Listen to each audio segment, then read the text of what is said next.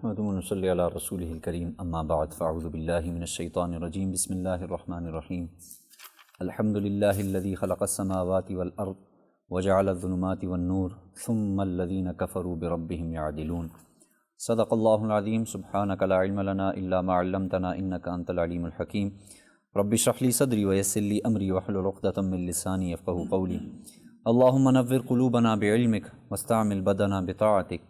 اللهم ألهمنا رشدنا اللهم اهدنا وسددنا آمین یا رب العالمین۔ اللهم صل على سیدنا و مولانا محمد وعلى آل سیدنا و مولانا محمد وبارک وسلم وصلی علیہ۔ اللہ تعالیٰ کے فضل اور کرم سے گزشتہ جو ہمارا درس قرآن ہوا تھا اس میں سورہ مبارکہ مائدہ اس کا اختتام ہوا تھا۔ وہ سورت چھٹا پارہ ہے اس کے اور 7ویں پارے کے تقریباً پاؤں جسے ربع کہا جاتا ہے وہاں تک تھی اور وہاں پر ختم ہوئی تھی۔ اس کا بیان تو الحمدللہ پورا ہو چکا، لیکن آج انشاءاللہ اس کے ایک ایک رکوع کا خلاصہ عرض کیا جائے گا اور پھر انشاءاللہ نئی صورت شروع کی جائے گی۔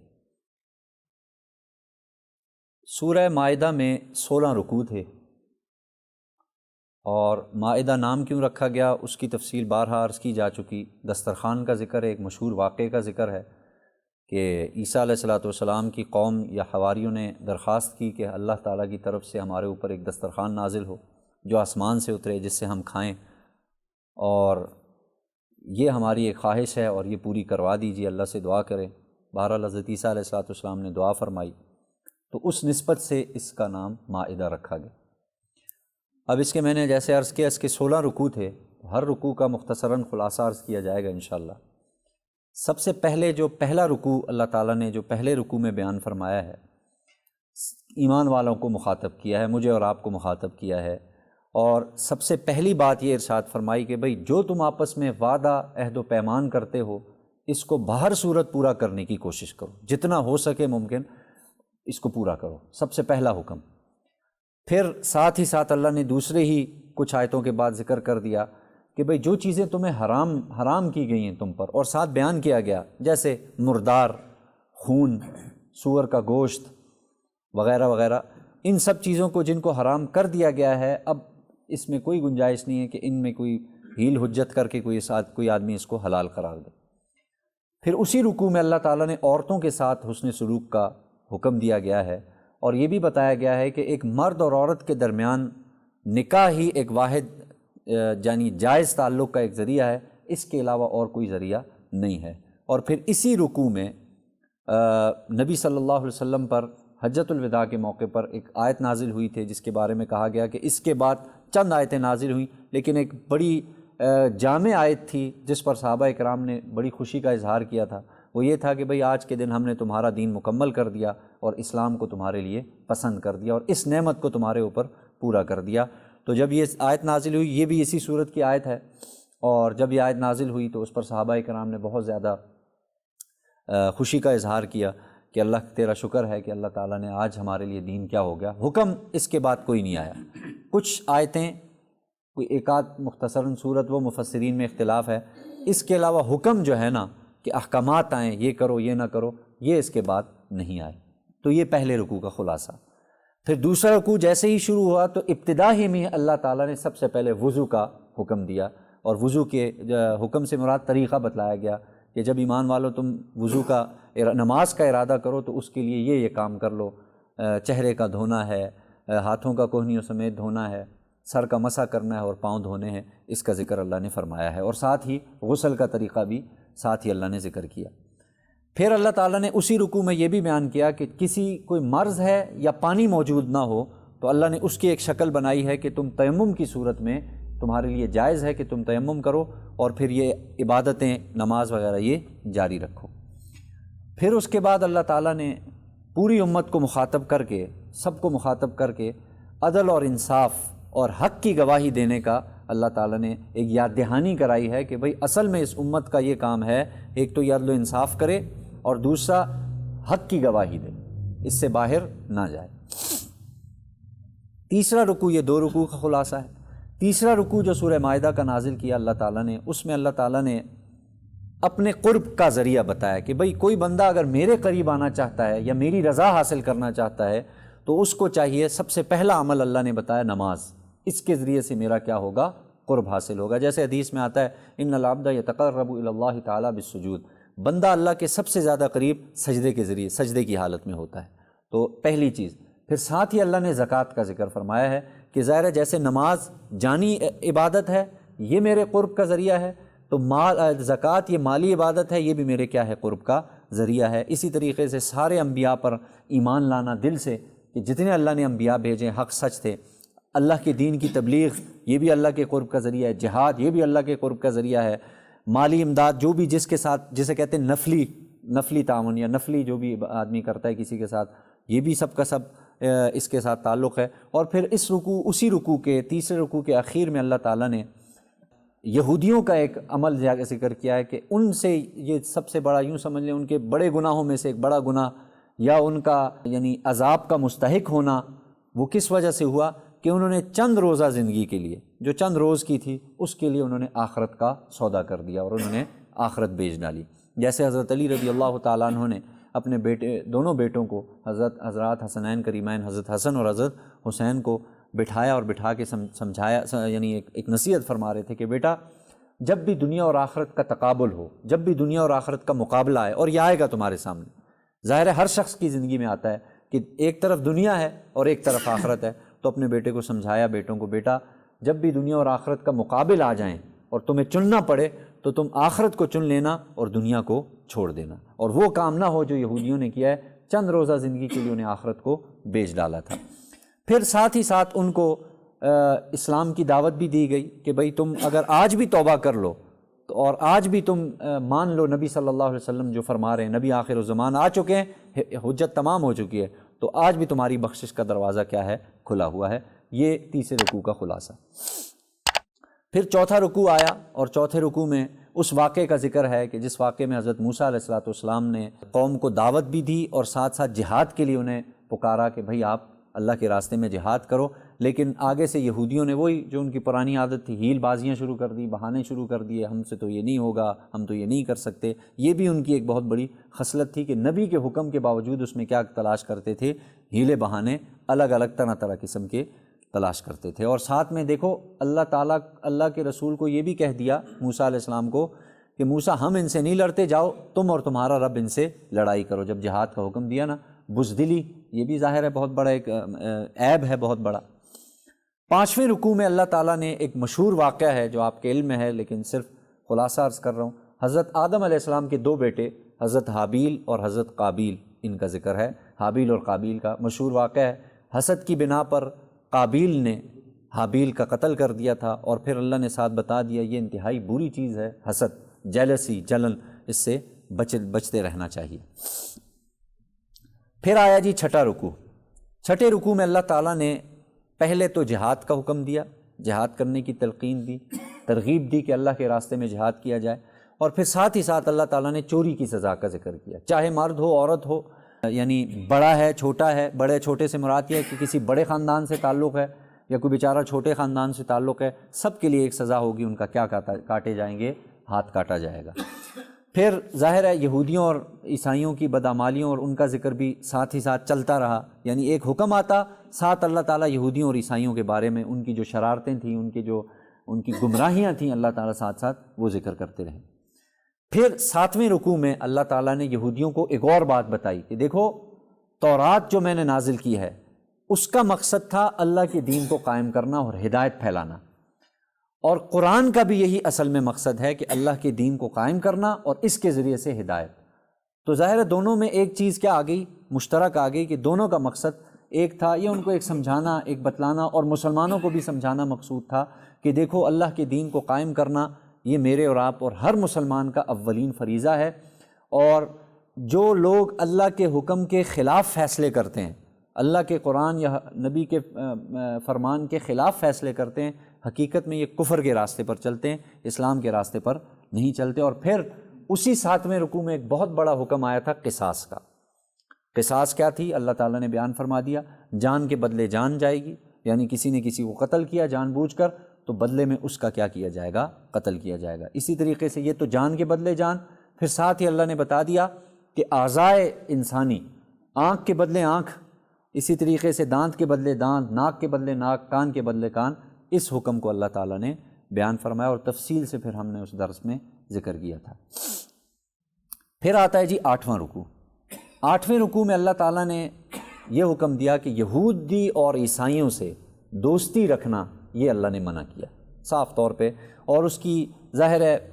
من جملہ بہت سے وجوہات کے ایک وجہ یہ بھی بتائی گئی کہ دیکھو صحبت کے اثر سے جب تم ان سے دوستیاں لگاؤ گے، جب تم ان سے تمہارے دل میں ان کے لیے ایک انسیت پیدا ہو جائے گی، تو پھر اس کا بہت بڑا جو اثر ہوتا ہے کہ صحبت انسان کی اچھی ہو تو اچھا اثر پڑتا ہے، بری ہو تو کیا ہوتا ہے، برا اثر پڑتا ہے۔ پھر 9ویں رکوع میں جو اس کا 9واں رکوع ہے، اس میں تمام ایسے لوگوں سے، مجھے اور آپ کو تمام ایسے لوگوں سے دوستی کرنے سے منع کیا گیا ہے اللہ تعالیٰ کی طرف سے کہ جو ہمارے دین کا مذاق بنائیں، دین کے کسی حکم کا مذاق بنائیں، ایسے لوگوں سے دوستی کرنے سے باقاعدہ طور پہ منع۔ ظاہر ہے یہ لوگ سرکش ہیں، شیاطین کے کام میں چلتے ہیں، تو اس وجہ سے اس سے منع کیا گیا۔ پھر اسی رکوع میں ایک اور بات کا ذکر ہے کہ اہل کتاب، اس سے اہل کتاب سے مراد یہودی بھی ہیں، اہل کتاب سے مراد عیسائی بھی ہیں، ان کے جو مقتدا ہوتے تھے، ان کے جو حضرات علماء ہوتے تھے، وہ ان کا یہ کام ہوتا تھا کہ اللہ کے حکموں کو چھپاتے تھے دنیا کی وجہ سے، اور اس کے بدلے میں حرام مال کھاتے تھے۔ یہ ان کا بہت بڑا عیب ذکر کیا گیا۔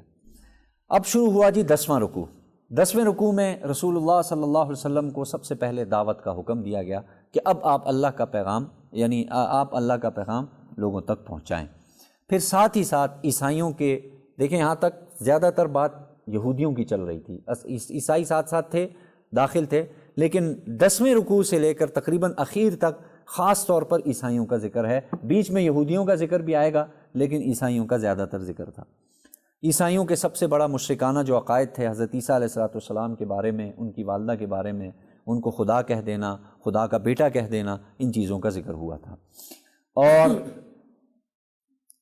اسی طریقے سے اللہ تعالیٰ نے اس رکوع میں یہ بھی بیان فرمایا کہ جو شخص چاہتا ہے کہ وہ کامیاب ہو تو اس کے لیے ضروری ہے کہ وہ اللہ پر اور آخرت پر کیا رکھے، ایمان رکھے۔ پھر 11واں رکوع شروع ہوا۔ 11ویں رکوع میں یہودیوں کا ذکر تھا، ساتھ عیسائیوں کا الگ سے ذکر کیا گیا، یعنی یہودیوں اور عیسائیوں دونوں کی کچھ ان کی بری خصلتیں، ان کی جو ان کے اندر بیماریاں تھیں، ان کا ذکر کیا گیا۔ اور پھر سب سے بڑی جو اہل کتاب کی گمراہی تھی، اس میں جو سب سے بڑا سبب بتایا گیا وہ یہ تھا کہ قوم میں لوگ گناہ کرتے تھے اور ان کو کوئی روکنے والا نہیں تھا، یعنی ان کے اپنے گھروں کے لوگ گناہ کرتے تھے، لیکن انہیں کوئی، جسے کہا جاتا ہے امر بالمعروف نہی عن المنکر، نیک کام کا حکم دینا اور برائی سے منع کرنا، یہ بہت بڑی وجہ بنی ان لوگوں کے ہلاکت کی۔ اللہ نے اس قوم کو ہلاک کیا ہے۔ پھر اسی رکوع میں جو عیسائی نو مسلم تھے، اسلام لے آئے تھے، ان کی ایک بڑی اہم صفت بیان کی گئی ہے۔ اللہ تعالیٰ وہ صفت ہمارے اندر بھی پیدا فرمائے۔ وہ صفت یہ تھی کہ جب وہ قرآن سنتے تھے، جب سنتے تھے نا قرآن مجید پڑھا جا رہا ہوتا تھا، صحابہ پڑھتے تھے، نبی صلی اللہ علیہ وسلم، تو ان کی آنکھوں سے خود بخود آنسو بہنے لگتے تھے، اور ظاہر ہے یہ ان کی ایک قبولیت کی نشانی تھی کہ اللہ تعالیٰ نے ان لوگوں کو کیا کر دیا تھا، قبول کر دیا تھا، اور یہ حق کو قبول کرنے والے تھے۔ پھر آیا جی 12واں رکوع۔ 12ویں رکوع میں مسلمانوں کو ایک بہت اہم نصیحت کی گئی کہ دیکھو بھائی، اللہ نے تمہارے لیے حد قائم کی ہوئی ہے ہر چیز کی، اس حد سے باہر نہ جانا، اللہ کی جو حدود ہیں ان کو توڑنا نہیں ہے، اور اس میں سب سے اہم بات کسب حلال، تھوڑا کماؤ لیکن حلال کماؤ، اور اکل حلال، کھاؤ بھی تو تھوڑا اگر مل رہا ہے کھانے کو لیکن وہ کیا ہو، حلال ہو، اس بات کی، کیونکہ ضمن میں ذکر تھا شراب کی حرمت کا ذکر کیا گیا، یعنی اسی صورت میں شراب کو باقاعدہ طور پہ حرام کر دیا گیا۔ جیسے میں نے پہلے عرض کیا تھا، بتدریجاً شراب حرام ہوئی۔ پہلے اللہ نے فرمایا شراب جو ہے نا، یہ اس میں اچھائی بھی ہے، اس میں برائی بھی ہے، اس میں کچھ اچھی چیز بھی ہے، اس میں کچھ بری چیزیں بھی ہیں، اور برائی اس کی وہ زیادہ ہے اچھائی سے۔ پھر اللہ نے ایک حکم نازل کیا کہ اے ایمان والو، جب تم نماز کے لیے آؤ تو شراب پی کر مت آؤ، لا تقربوا الصلاۃ وانتم سکارا، یعنی جب نماز کے قریب بھی مت جاؤ اس حال میں کہ تم نشے کی حالت میں ہو۔ یہاں تک ہو گیا، ابھی حکماً حرام نہیں، یعنی حرام نہیں لگی تھی ابھی تک اللہ تعالیٰ یوں طریقے سے اللہ نے، پھر آخری حکم اللہ نے نازل فرمایا کہ بے شک شراب، جوا، پانسا، اس قسم کی جتنی بھی یہ شیطانی کام ہیں، یہ سب کے سب اللہ تعالیٰ نے اسی صورت میں کیا ہو گئے، حرام ہو گئے۔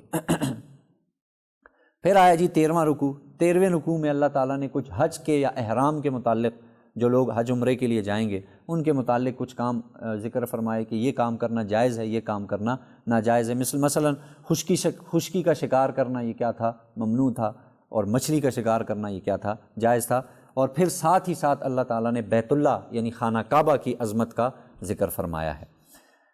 پھر 14واں رکوع شروع ہوا، اور 14ویں رکوع میں اللہ تعالیٰ نے ہم لوگوں کو بیکار اور لغو قسم کی باتوں سے اور بیکار اور لغو قسم کے سوالات سے منع کیا گیا کہ دیکھو پہلی قومیں جو ہلاک ہوئی ہیں وہ اپنے رسول سے، اپنے نبی سے فضول قسم کے سوال کرتے تھے جن کا کوئی سر پیر نہیں تھا، لغو قسم کے، یہ ان کی گمراہی کا سبب بنا، لہٰذا منع کیا گیا کہ جب نبی کی مجلس ہو تو اس میں بیکار لغو قسم کے سوال مت کرنا۔ پھر 15واں رکوع آیا، اور 15ویں رکوع میں اللہ تعالیٰ نے قیامت کی ایک تو قیامت کا ذکر کیا، پھر اس کی ہولناکیوں کا تذکرہ کیا گیا، پھر بتایا گیا کہ بھئی آخرت میں جو شخص یہ چاہتا ہے کہ بھئی میں آخرت میں اللہ کے یہاں سے فروغ ہو جاؤں، میری کامیابی ہو جائے، اس کے لیے حکم دیا گیا کہ وہ کیا کرے؟ اللہ کے رسول کی اطاعت کرے۔ پھر ساتھ ہی ساتھ جو عیسائیوں کا ایک بہت برا عقیدہ تھا اس کی بھی اللہ نے تردید کر دی کہ بھئی دیکھو عیسیٰ علیہ السلام کے بارے میں تم یہ کہتے ہو کہ وہ خدا ہے یا خدا کا بیٹا ہے، اللہ نے خود فرما دیا نہ وہ خدا تھا نہ وہ خدا کا بیٹا ہے، بلکہ صرف اور صرف وہ اللہ کے بندے اور رسول تھے۔ اور ان کے پھر معجزات کا ذکر کیا گیا، جیسے گود میں بات کرنا یعنی بچپن میں ہی، اور پھر ساتھ ساتھ میں نے عرض کیا تھا اس وقت میں اندھوں کو جو مادرزاد نابینا ہوتے تھے، اندھے ہوتے تھے، ان کے یعنی آنکھ پر ہاتھ پھیرتے وہ شفا ہو جاتی تھی، دیکھنے لگ جاتے تھے۔ کوڑ کے جو مرض ہوتے تھے وہ ہاتھ پھیرتے وہ ٹھیک ہو جاتے تھے۔ پھر مردے قبرستان جاتے، قبر پر اللہ کا حکم سے جو ہے نا کہتے بھئی کھڑے ہو جاؤ اللہ کے حکم سے، تو مردہ کھڑا ہو جاتا تھا۔ تو یہ اس قسم کے معجزات کا ذکر کیا گیا۔ پھر ظاہر ہے حضرت عیسیٰ علیہ السلام اللہ کے بندے تھے، اللہ کے رسول تھے، اسی بات کو آخر اللہ تعالیٰ سمجھاتے رہے اس رکوع میں کہ صرف وہ اللہ کا بندہ ہے، اللہ کا کیا ہے۔ اور پھر اسی رکوع میں وہ جو مائدہ میں نے عرض کیا شروع میں دسترخوان کے نازل ہونے کا ذکر، وہ بھی اللہ نے اسی رکوع میں ذکر کیا۔ اور حضرت عیسیٰ علیہ السلام نے جو اللہ سے دعا مانگی کہ اللہ ان کے اوپر کیا نازل فرما؟ دسترخوان نازل۔ پھر آیا جی آخری رکوع، 16واں رکوع۔ 16ویں رکوع میں اللہ تعالیٰ نے عیسائیوں کے باطل عقیدے کی میں نے عرض کیا تردید کی، اور ساتھ ساتھ عیسیٰ علیہ السلام کے جو دعوت تھی، جو اس کا مقصد تھا وہ یہ تھا کہ بھئی تم اللہ کے ساتھ کوئی شریک نہیں ہے، وہی توحید، عقیدہ ہے توحید، کہ اللہ کے ساتھ کسی کو شریک نہ کرو، اسی کی اطاعت کرو، اسی کی بندگی کرو۔ اور پھر اس صورت کو اللہ تعالیٰ نے جو خاتمہ کیا ہے وہ اللہ تعالیٰ نے اپنی کبریائی اور اپنی عظمت بیان کر کے اس صورت کو ختم کیا ہے کہ اللہ کی ذات بہت بڑی ہے، اللہ کی ذات بہت عظمتوں والی ہے۔ الحمدللہ رب العالمین۔ تو اب اگلی صورت انشاءاللہ سورۃ الانعام، یہ انشاءاللہ آئندہ درس میں اس کو انشاءاللہ اس کی ابتدا کریں گے۔ اللہ تعالیٰ سے دعا ہے، آج چونکہ شمسی اعتبار سے سال کا اخیر ہے، اللہ تعالیٰ نے اپنے فضل و کرم سے اب تک توفیق دی، تو انشاءاللہ آگے بھی توفیق چلے گی، تو آئندہ ہفتے انشاءاللہ اس کا درس ہوگا۔ اللہ تعالیٰ سے یہی دعا کیا کیجئے، مانگا کیجئے، اللہ تعالیٰ ہمیں قرآن مجید کا ذوق، شوق اللہ تعالیٰ نصیب فرمائیں، جو اس میں باتیں ارشاد فرمائیں، جو نصیحتیں ارشاد فرمائیں، اللہ ان پر ہمیں عمل کی توفیق نصیب فرمائے۔ اور پھر اسی طریقے سے جو یہودیوں اور عیسائیوں کے فتنے اس وقت بھی جو چل رہے ہیں، اللہ تعالیٰ اس سے پوری امت مسلمہ کے ہر فرد کی اللہ تعالیٰ حفاظت فرمائے۔ اور پھر اللہ تعالیٰ ہمیں جو امر بالمعروف نہی عن المنکر کا جو بہت اہم فریضہ ہے، اللہ تعالیٰ اس فریضے کو بھی ادا کرنے کی ہمیں توفیق نصیب فرمائے۔ اور جو پچھلے سال جو شمسی اعتبار سے دیکھیں، یہ دونوں اللہ کی پیدا کردہ ہیں، چاند بھی اللہ کا پیدا کردہ، سورج بھی اللہ کا پیدا کردہ۔ قمری اعتبار سے تو ہمارا سال شروع ہو چکا محرم سے، اور شمسی اعتبار سے شروع ہوگا انشاءاللہ کل سے، یعنی شمسی اعتبار سے یکم کل سے ہوگی رات 12 بجے کے بعد۔ تو جو کچھ ہوا اللہ تعالیٰ اس کے کمی کوتاہی اللہ تعالیٰ معاف فرمائے۔ آئندہ ہم نیت ارادہ کر لیں، ابھی سے اس کی ترتیب بنا لیں کہ آئندہ سال یہ کام اپنی فہرست میں رکھ لیں کہ بھئی یہ کام میں نے انشاءاللہ اس سال کرنے ہیں، اور پھر اللہ سے توفیق مانگیں تو اللہ تعالیٰ کریں گے، انشاءاللہ وہ کام ہو جائیں گے۔ اللہ تعالیٰ سے دعا ہے اللہ تعالیٰ سمجھنے کی